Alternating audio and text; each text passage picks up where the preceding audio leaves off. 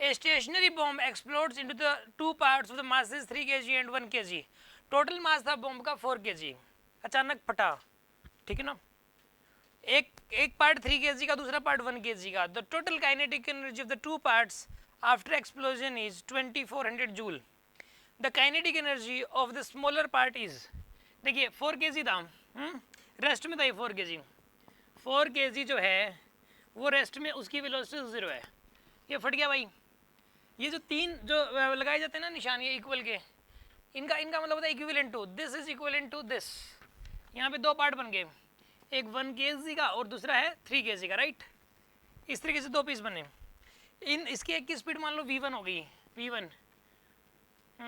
आपको पता है अगर इसकी स्पीड v हुई है तो इसकी 3v हो जाएगी. जानते हो आप इस बात को? देखो इसकी स्पीड v मान ली मैंने, तो मोमेंटम कितना हो गया इसका 3v.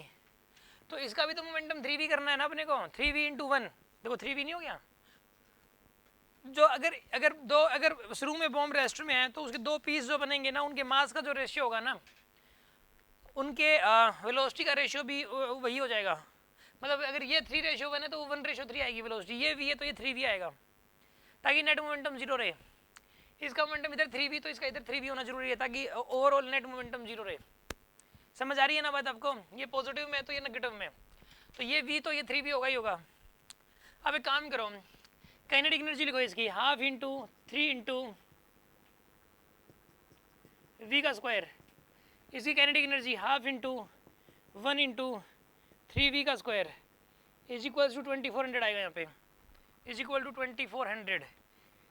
3v square by 2 plus 9v square by 2 is equals to 2400 आएगा.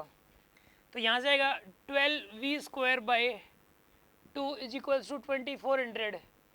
6v square is equals to 2400 and v square is equal to 400 and v equal to 20. मतलब इसकी स्पीड तो 20 होगी तो इसकी 60 हो जाएगी, ठीक है ना. अगर इसकी 20 है तो इसकी कितनी हो जाएगी यहाँ पे 60.